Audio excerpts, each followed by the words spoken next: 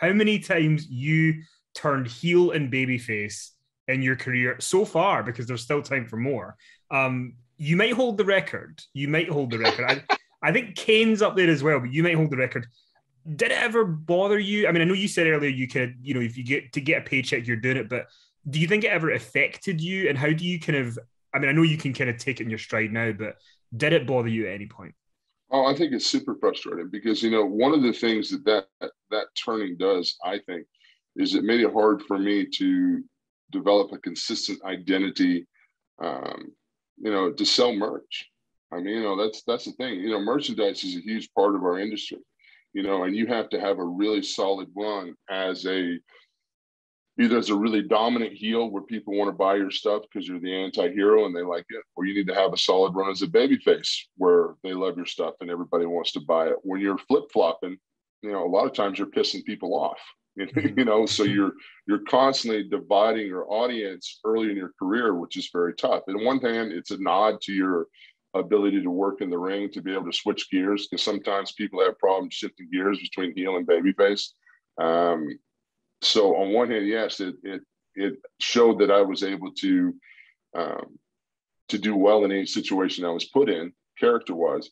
But at the same time, on the latter end, it was tough for the brand. It was tough for building that consistency where, I could sell, T-shirts. I remember one night we were in Anaheim at the Honda Center. I think it used to be the Arrowhead Pond back then. I asked Jimmy Miranda, this is when I first got to WWE, I asked Jimmy Miranda, I said, how many shirts did I sell tonight? He said, you had a good night. You sold about 600 shirts. And I was like, wow, that's cool. I sold 600 shirts. There was 19,000 people there. I sold 600, that's a good start. And I walked away about 10 steps and I turned around and asked him, I said, well, how many did The Rock sell? He said, well, The Rock sold about 10,000. I said, how many did Stone Cold sell? He said, Stone Cold sold about 9 or 10,000 as well. So out of 20,000 people there, most everyone bought a Rock and a Stone Cold shirt. So then I never asked how many T-shirts I sold again. I just realized I used to say all the time that heels sold tickets and babyfaces sold merch. So that was just one of those things that I realized that during my career and the situation I was put in, that wasn't going to be a main income stream for me. So now that I'm older, people don't take it as personally. They understand it's like a legendary thing. I've been through a lot. I've done a lot. They've grown with me, fans that have been fans for a long time. It's easier to look back now and look at it with a nostalgic view of, oh, wow, what a trooper. I stood up and did whatever I had to do.